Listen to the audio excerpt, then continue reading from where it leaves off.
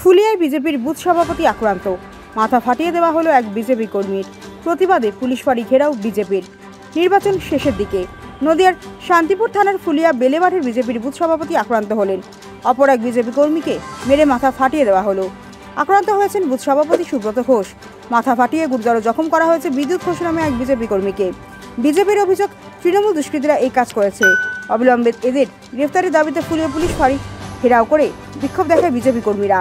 এই বিক্ষোভে উপস্থিত ছিলেন নদিয়া দক্ষিণ সাংগঠনিক জেলা দলের সভাপতি পার্থ সারথী চ্যাটার্জি, শান্তিপুর পঞ্চায়েত সমিতির সহ সভাপতি চঞ্চল চক্রবর্তী সহ জেলা নেতৃত্বরা।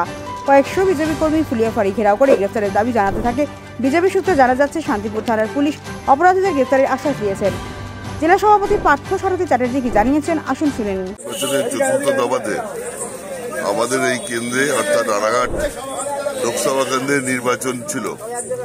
সেই নির্বাচন সকাল থেকে অত্যন্ত পিসফুল হয়ে চলছিল সারা বিধানসভাতে, 7টা বিধানসভাতেই। বিক্ষুব্ধ হয়তো খুব ছোটখাটো ঘটনাগুলো ঘটেছিল, কিন্তু সেটা লোকালি বিষয়গুলো মিটে গিয়েছে।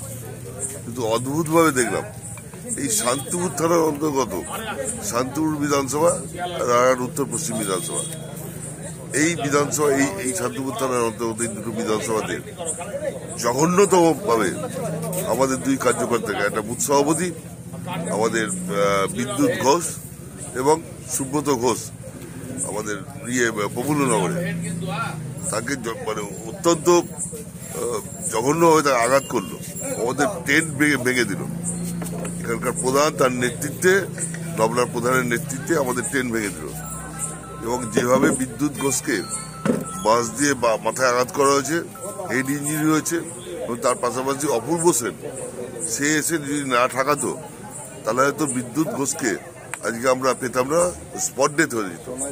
এরকম জঘন্যতম ঘটনা ঘটার পর থানা এখনো নিশ্চুপ হয়ে আছে।